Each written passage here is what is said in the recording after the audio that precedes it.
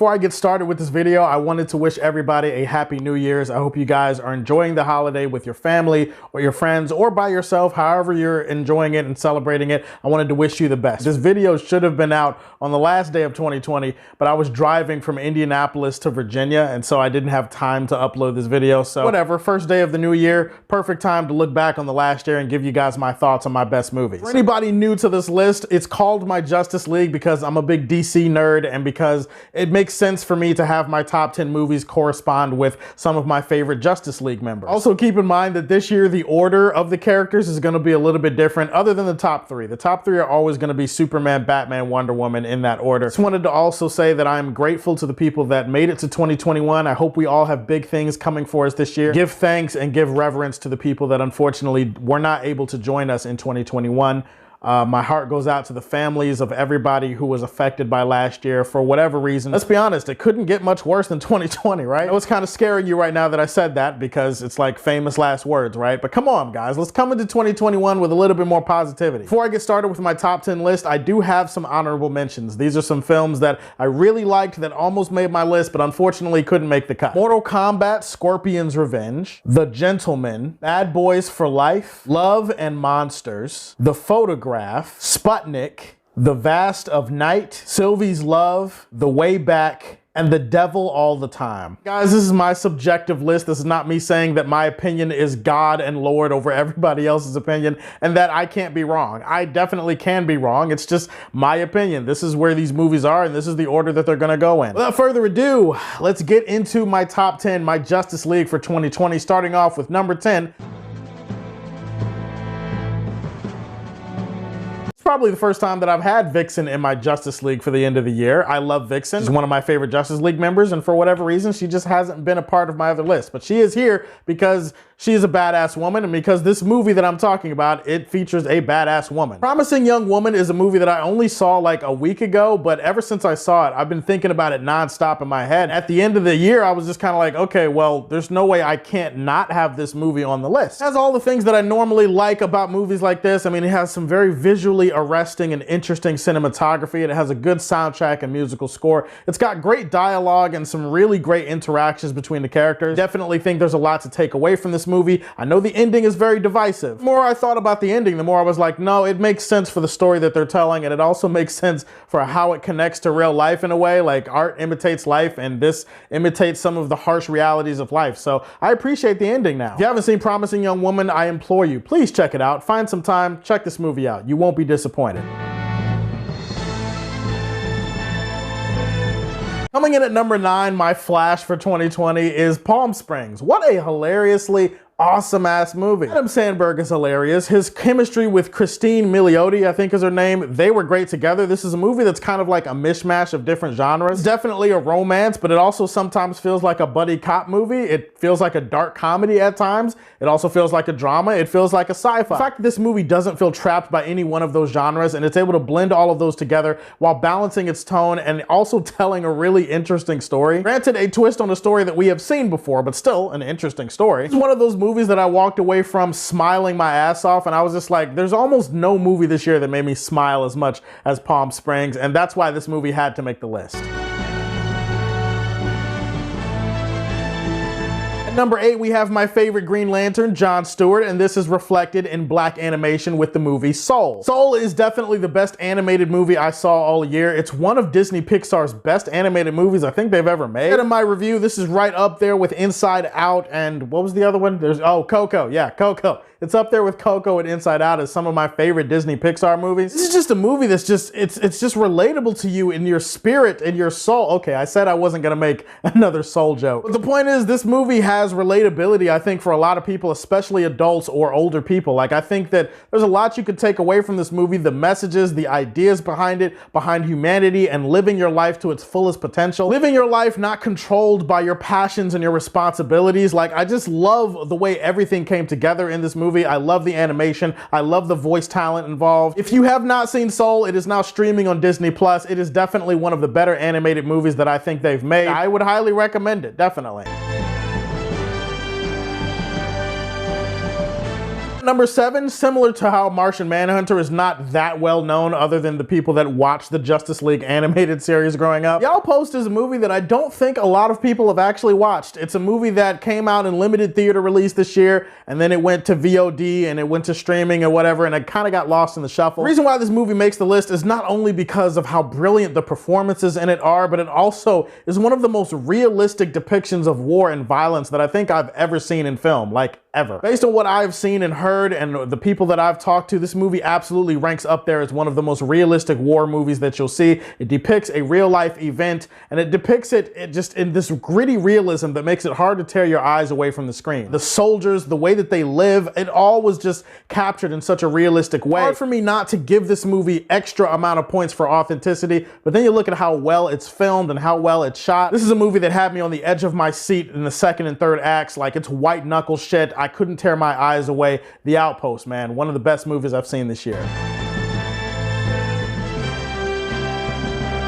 Coming in at number 6, we have Green Arrow, and we have Tenet. Tenet, which is actually kind of polarizing, I think, even among Nolan fans. For the record, I totally understand why people wouldn't like Tenet, why they wouldn't appreciate it, why they'd say it's too difficult to follow, or it's too confusing, or it's not accessible enough. Definitely, I can see some valid complaints, and definitely, I'm still going to sit here and tell you in this video that Tenet was fucking awesome, and I loved it. It took me a few times to really grasp the full scope and scale of the concept that Nolan was going for, but once I did, it's like a door was unlocked in my mind, and all of a sudden I was just seeing a bunch of shit that I didn't know that I could see. From a technical filmmaking standpoint, in terms of the camera work and cinematography, the musical score by Ludwig, I'm just gonna call him that. From a filmmaking standpoint, this is one of Nolan's best. Like, he absolutely poured every ounce of skill into the mastery of his craft in this movie. For that alone, it might make the list, but then when you add the fact that John David Washington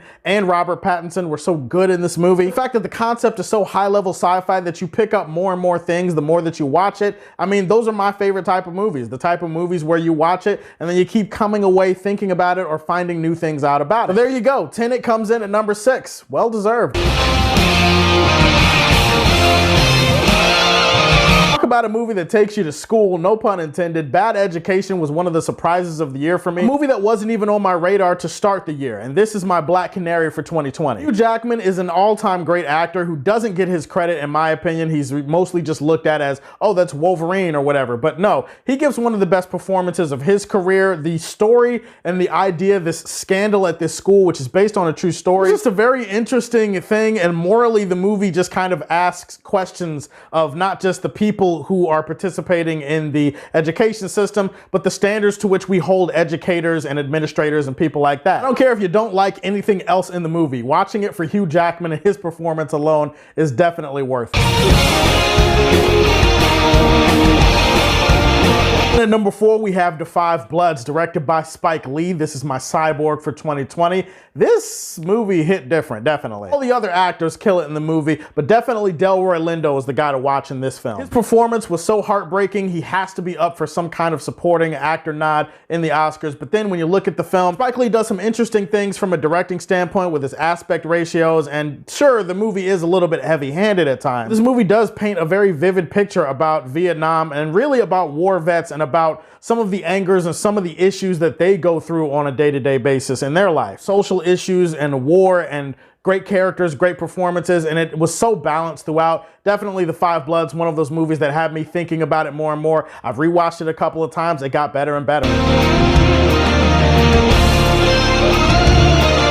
This movie was actually my number 1 movie for the majority of the year, and then it just kind of started flipping spots, and finally it settled in at number 3, and I am talking about The Invisible Man. What an amazing entrance into this new monster universe. I guess they're creating some kind, I don't know what they're doing, I can't keep track of it. I think they are creating some kind of pseudo monster universe. Whatever, I don't know what they're doing, but the point is The Invisible Man, if this is the beginning of that, what a hell of a start, man. You take the concept of an invisible person and you ground it in more of a sci-fi type of concept. I find find that interesting. Elizabeth Moss is a great performer in this movie. She gives one of her best performances. Camera work, the sound design, the score, all of those get high marks from me. Just the idea that they could take this invisible man and use it as like an allegory in the movie for domestic violence and for some of the PTSD that women who go through this have experienced in their lives. And I thought that all of that was handled with delicacy and with care, and also with a lot of really awesome scenes that I would love to break down one day. So The Invisible Man comes in at number 3, but it very easily could have been number 1. We're getting down to the nitty gritty now. My Batman for 2020 is Sound of Metal, which almost was my number 1 favorite film. Sound design in this movie is god tier. The cinematography is great. The performances are great. I love the light that this movie shined on the deaf community and some of the ups and downs and the issues that they go through on a daily basis, but it also did a great job at not making the people in the deaf community in this movie feel like victims or feel like they're handicapped or whatever. This is a movie that just kind of showed you a little bit more about what their life is like and how you can still have a life. And as far as Riz Ahmed and his heartbreaking performance, breaking down what it would be like for a person whose music is his life to suddenly lose his hearing after all of that, like it's just great stuff, man. It's great stuff all the way around. This is a very personal, emotional, and intimate character study of a movie that focuses on a person losing his hearing. Love this film so much.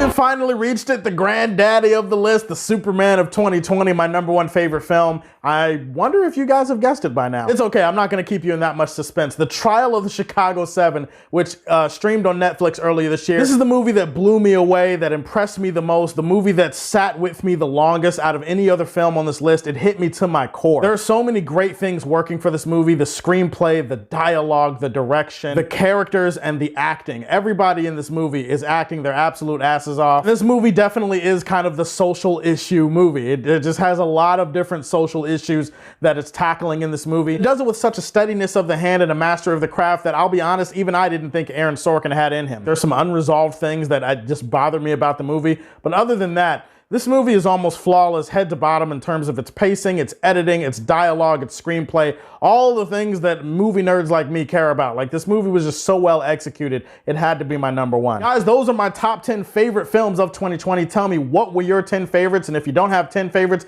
give me 5, give me 3. Just give me your favorite. I don't care what it is. Put that in the comment section down below. Please like and subscribe to the Superfan Show. And as always, if you like what you see, tell me how you feel and stay tuned to hear more from the Man of Steel. Peace.